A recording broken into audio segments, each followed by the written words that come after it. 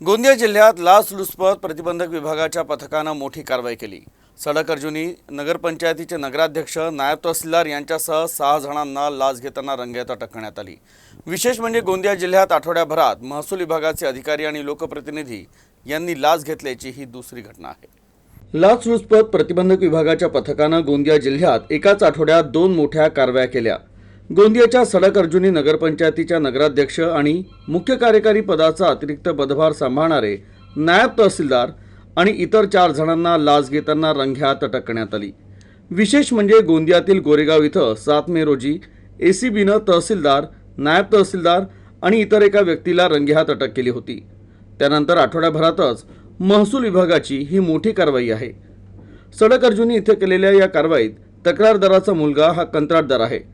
त्याचे 12,15,000चं bill pending होतं, तर नगराध्यक्ष, नगरपंचायतीचे नायब तहसीलदार आणि इतरांनी 15% लाचेची मागणी केली।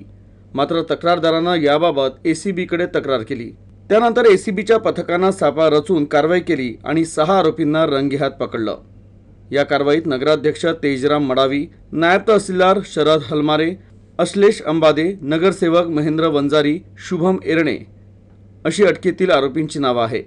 तर नगरसेविकेचा पती जुबेर आलिम हा फरार असून त्याचा शोध सुरू आहे।